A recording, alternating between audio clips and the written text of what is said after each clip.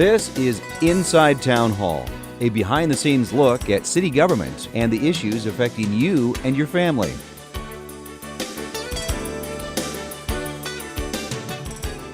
Thank you for joining us for this episode of Inside Town Hall. I'm your host, Madeline Shields.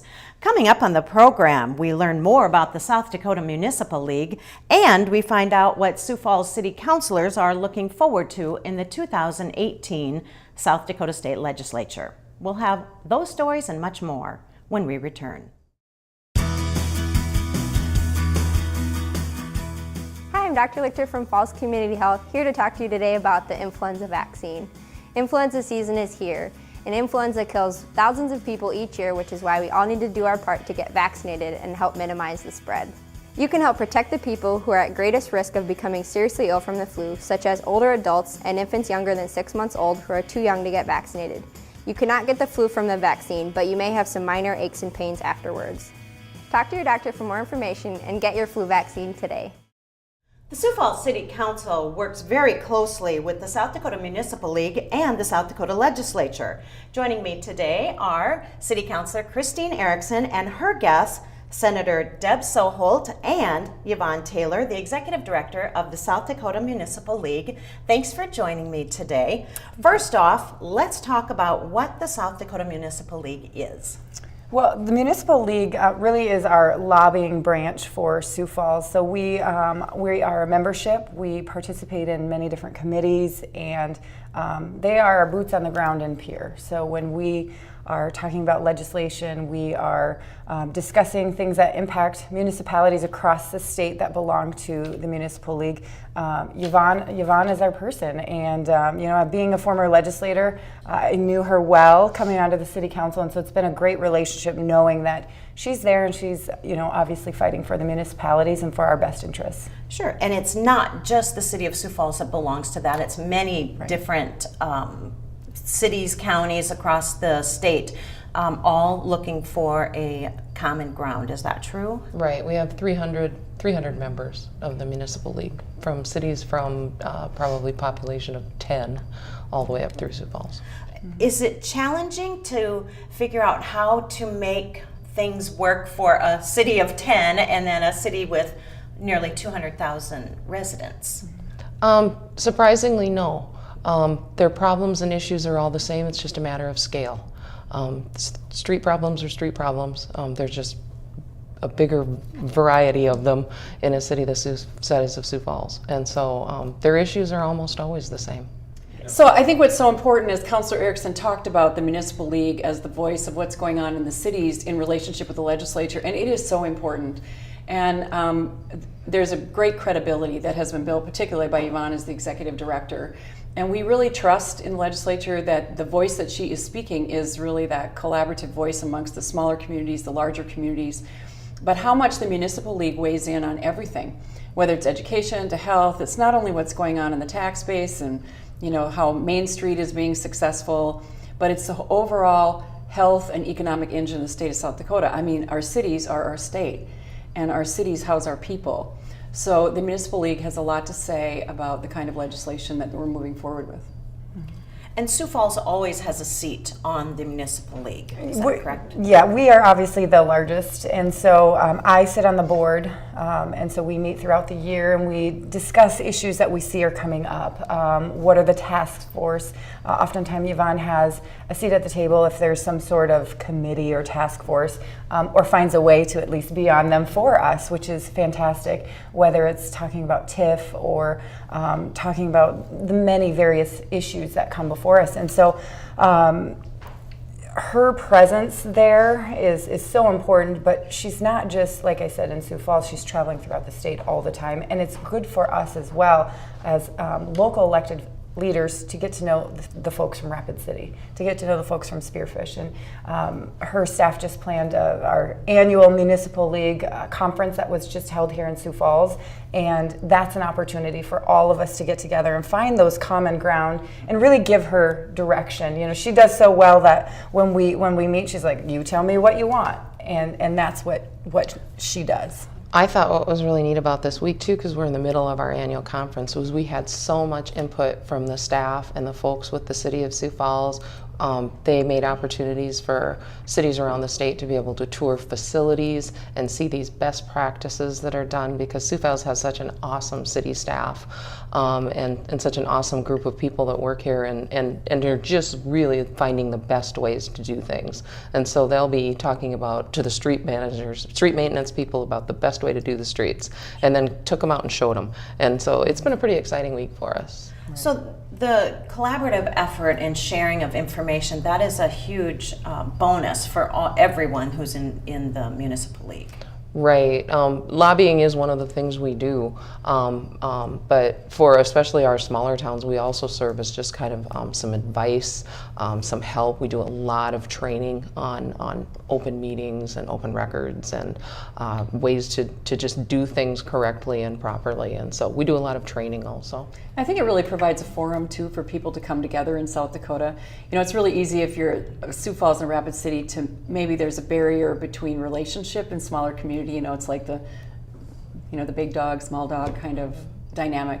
And I think the Municipal League is a place that really starts to pull that together. And some of the things that Yvonne was talking about even touring, looking at best practice, that we're able to offer that and leverage that because we have the economy of scale that we're able to move forward and develop more than some of the small communities. And that's just how that is.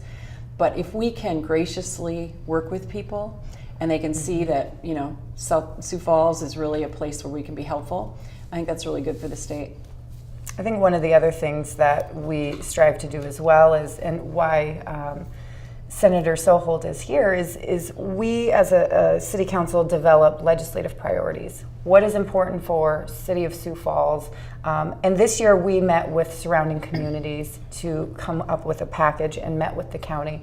And then what we do is we invite the legislators to come in, and Senator Soholt has been very generous with her time to come in and learn about what is important to the City of Sioux Falls. So then when she is in Pierre, it's really easy to call her up and say, hey, remember me? What do you think about this?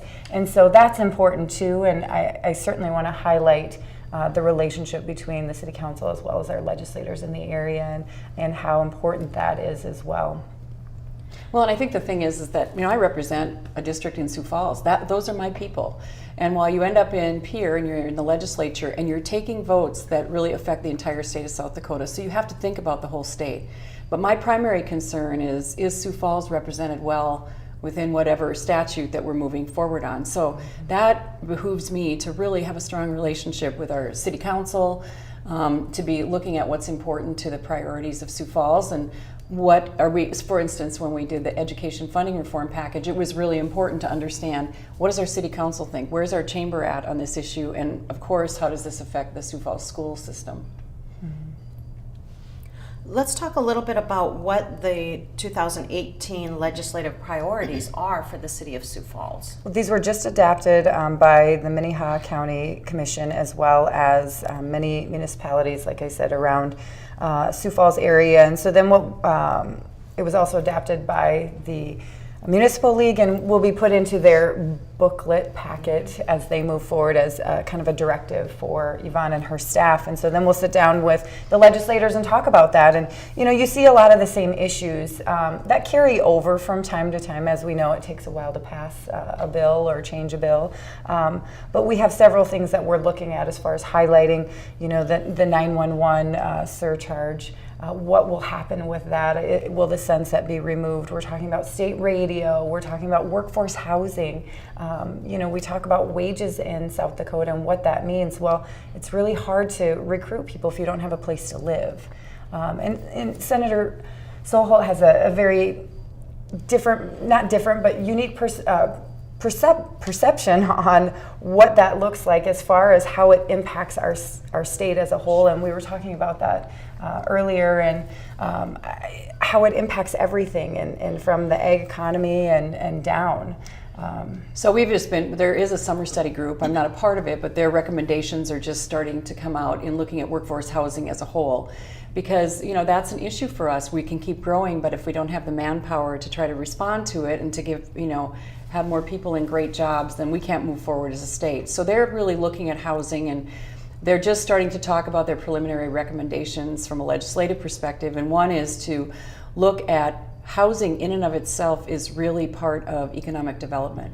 Now, you have all these silos, and I'm a registered nurse, so I don't really see these silos because I look at the health of our people overall, and I see you have to have work, and you have to have connection and meaning to your community, you have to have a good place to live, and we have to have a safe structure for our society. So those things to me are all about the health of our people.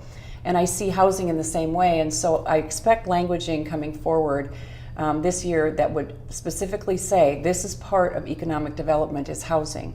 And that's a really important piece because it signals things. Yvonne was intimately involved, and I think Councilor Erickson was actually in the legislature when we really changed the Building South Dakota Fund of saying we're going to have 10% reserves within the state of South Dakota, but then if it's over that 10%, what do we call this the bucket law, because we always had these multiple buckets of where does the rest of the money go and what's the percentage within those buckets. Now, one of them is affordable housing. And so I think we will probably be seeing something coming forward of consideration of changing the percentage within those areas of funded work beyond the 10%. Now, of course, that depends on where's the economic health of the state of South Dakota. And that lends to an issue that we've all talked about marketplace, Main Street fairness in relationship to online taxing for retail product. And there has been just recently the South Dakota Supreme Court. We were happy that the legislature has kind of pushed this issue, and South Dakota has actually been a leader in kind of poking the bear on looking at what are we going to do with these new models of how taxes are moving around. I mean, society is changing. So, previously had been if you don't have a presence within a state, then you cannot execute that sales and use tax. Well, there is certainly the online mechanism to be able to do it. So South Dakota said, no, we are going to pass that. We expect that if there are online sales, that sales and use tax will come back to South Dakota, because we're not the only state that's suffering in this relationship. And so then now the South Dakota Supreme Court, that went to the Supreme Court, and they overruled that maybe they said maybe we'd overstepped our authority, which we fully expected them to do. And just recently, the Attorney General has now filed that with the United States Supreme Court. So South Dakota is pushing forward what needs to happen on a national basis so that the health of states, the economic engine of states, is preserved within the new economy. And we work with the City Council and with the Municipal League on those efforts. Right. Well, we hear about the sales tax decline in the city of Sioux Falls, and it's much larger, but I can only imagine that in a smaller town, if Main Street is not doing well, probably the entire town is suffering or struggling. As the Municipal League, how do you answer those questions for people? How do you help them? Well, I think that at all levels, state and local, we just see the resources getting ever tighter. And one of the big problems is that our main source of revenue is the sales tax, and it's not treating our in-state people fairly. And so we've been working on that for 20 years, frankly, and trying to get it through Congress. And then now that has seemed like that wasn't maybe the way that was going to work, and so it's gone the approach of taking it to the U.S. Supreme Court. South Dakota is absolutely a leader in this. We've got every other state in the union looking at this case, going up to the U.S. Supreme Court and hoping for relief, because our tax system is just not keeping up with how our economy is changing. And so I think you find that in the area of the 911 funding, you find it in the area of the sales tax. And of course, we're so limited in what we do tax here in South Dakota. So, and it's so important as we hear what the courts are saying and what they're telling us, but this really will pave the way for everyone. There are so many other states that have similar lawsuits as we do.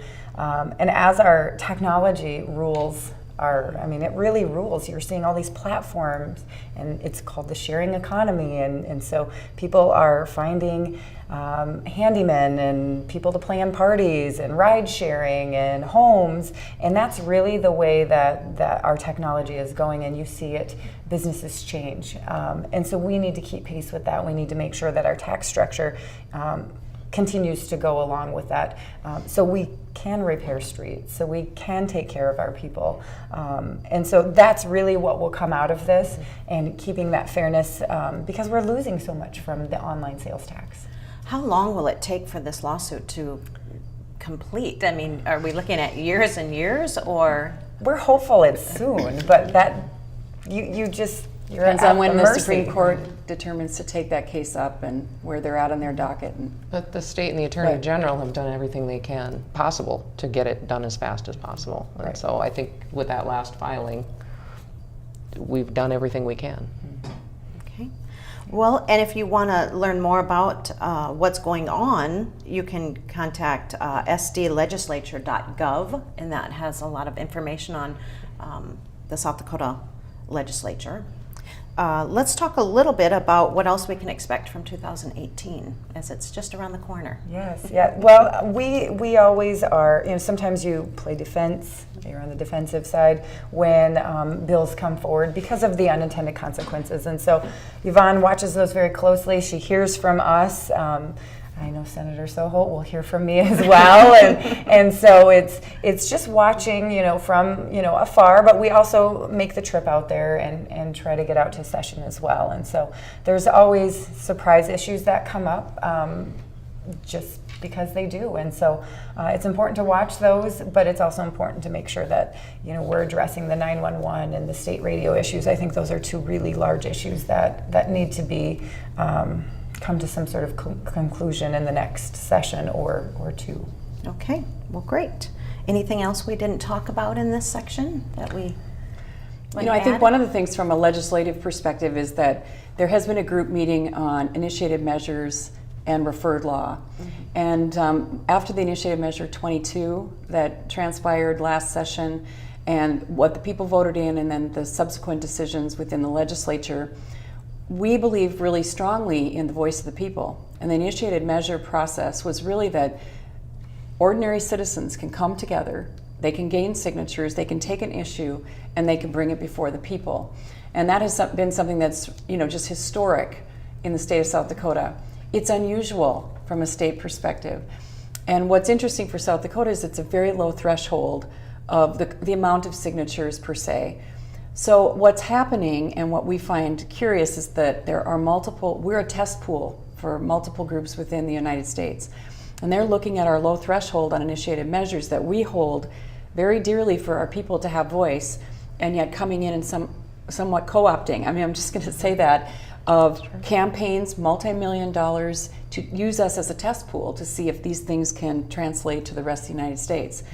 So what was frustrating about initiated measure 22 was a very complex piece of legislation that actually established almost a fourth branch of government that had no checks and balances and controls and would take taxpayer dollars to fund campaigns. Things that if I was looking at that on a ballot and the explanation in relationship to that on a ballot, I would have been all for it if I didn't know more about that issue and it was complex to read. So it wasn't like something like it could go read a couple lines and be fully informed. As a voting citizen, the explanation saying we don't want fraud, corruption, abuse, we don't want to have, who wouldn't be for that? So we're looking at, this group I believe is going to come forward with recommendations on the kind of information to the public that needs to be fully transparent. And it's not the legislature wanting to go against the will of the people, we represent the people. It was unconstitutional legislation that came forward. So it's a difficult process. I love the referred law. When the legislature has done something that people don't like and that can go to a vote and they can overturn it, I think that's a wonderful process.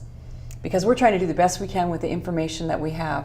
But some very complicated pieces of legislation that require multiple hearings and people involved from all over the state, we have to somehow assure in South Dakota that we keep the voice of our people at the forefront and not the voice of people that are not vested in our state.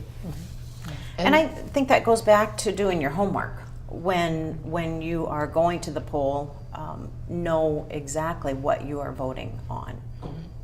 And to that end, I can't say enough good things about that website, sdlegislature.gov. There is a wealth of anything you want to know that's available out there for anything the legislature is doing. Fully transparent. But the commission that the senator mentioned, their last meeting is this afternoon, and the draft legislation is out on that website, so people can go take a look at it if they want to before the commission acts on it this afternoon and decides what to put forward to the legislature.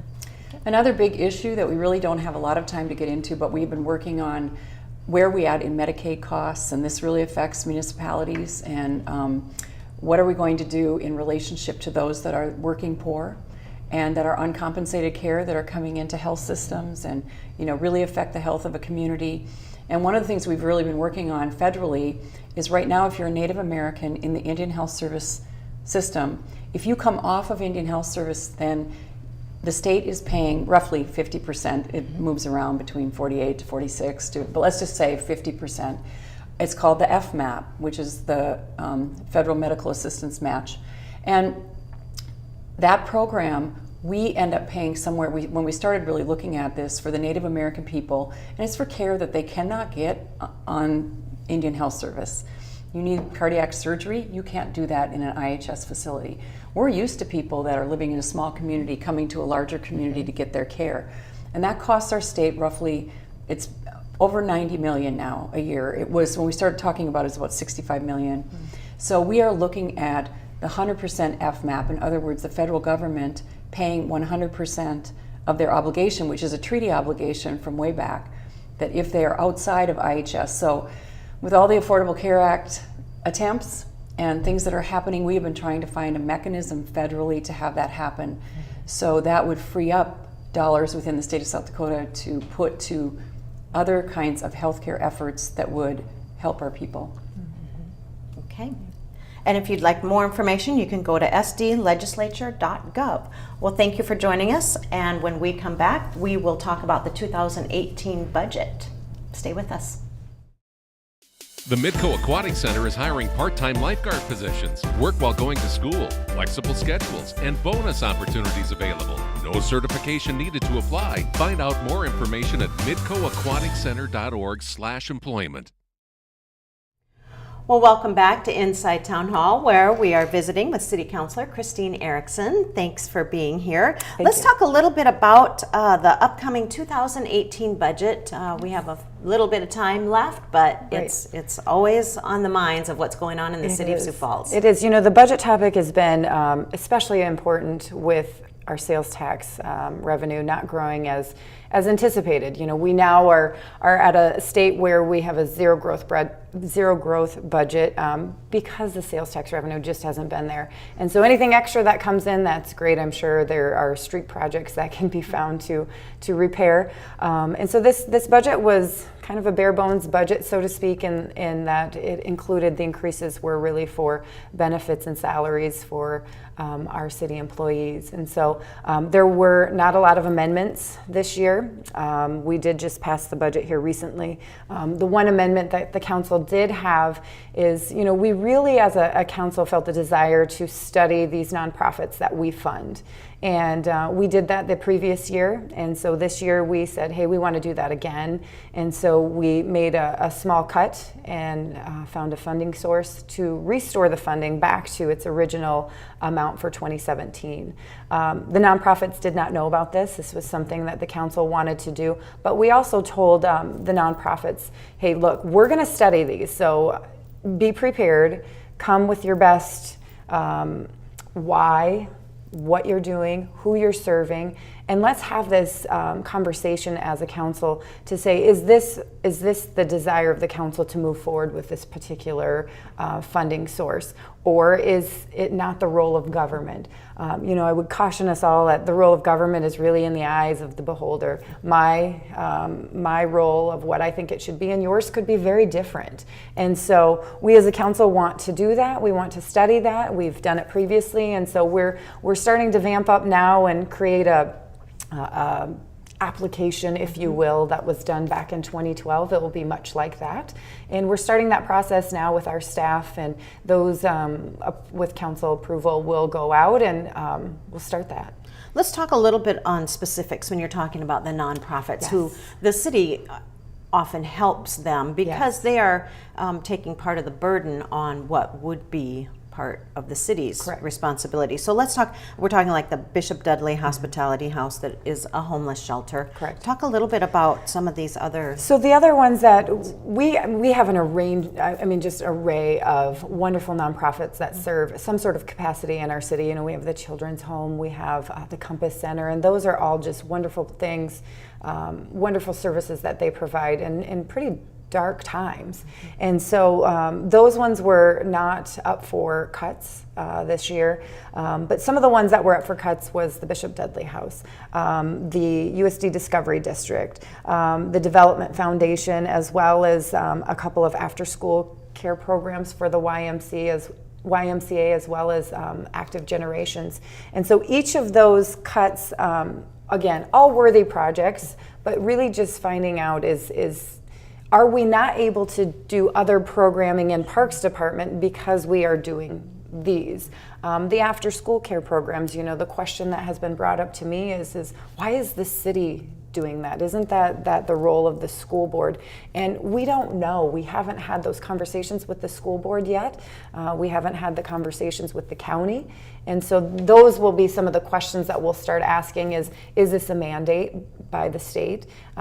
If we don't do this, will someone else do it? And so we have kind of a framework of questions that we want to ask to make sure that you know, we're not just cutting on a whim, and I'm not saying that was done, but we as a council want to have a say. Okay. And we also want to talk a little bit about tax increment financing. Yes. Let's talk a little bit So about just- what is that, just for Yeah. people who might not know. Yes, and so when I was in the legislature, I served on taxation, and so and also worked for Department of Revenue straight out of college for a few years in Pierre as well as Sioux Falls, and so I have a little bit of a different perspective on that. And so we've sat down and we've studied it, and it's very easy and very complex at the same time. And so something that I'm passionate about is making sure that we get the information out and we get the facts out. So just Susie citizen can understand what a TIF is and what the uses are of those. The state has done a task force here recently to study some of the changes that need to be made. And so I've partnered with the chamber here in Sioux Falls as well as the state of South Dakota, and they are going to be coming in, and it will be a regional presentation that they will answer any questions, let you know the potential changes coming up in the next legislative session, as well as talking about the sources of who pays what when. It's not a tax giveaway, but we're capturing so much growth and being able to redevelop area that have such a large cost that will sit there for a long period of time again. And you know, one of those projects that we just approved was the Uptown 2 project. I'm super excited about that, and it will wrap around to Main Avenue. They've started to flip some dirt, and they're going to start cleaning up the site already. And as we have the Levitt Shell across the street, this area will just be a huge asset and continue to have our downtown grow even more. And because of a TIF, that project was able to be done because of how just bad the ground was. It was a brown site, and so we just needed, they needed to have that opportunity to clean up the ground, and it's an environmental issue. It's a safety issue for all of us. Okay. And that's something that we'll probably hear more about as time goes on. Yes, yes. I will be sending out some information, sending out emails, as well as the community will be invited to this TIF 101, if you will, and as well as any media, elected officials, legislators, and we want to also include the surrounding towns all around Sioux Falls, because it's not just about Sioux Falls, it's about as a whole. And so we'll reach out to the school boards, the county commissions, and it's really just an all-inclusive event to ask questions and really try to understand what is this TIF thing we hear so much about. Okay, and if anybody has any questions or comments or wants to get a hold of you, how do they contact you? They can get a hold of us on the Sioux Falls City Council website. All of us are listed on there. Our phone numbers, our emails, it's pretty easy to just hop on Sioux Falls City Council website. Okay, great. Well, thank you for joining us today. So if you have any information or you want to get more information about what's going on in the city of Sioux Falls, you can go to siouxfalls.org. Thanks for watching.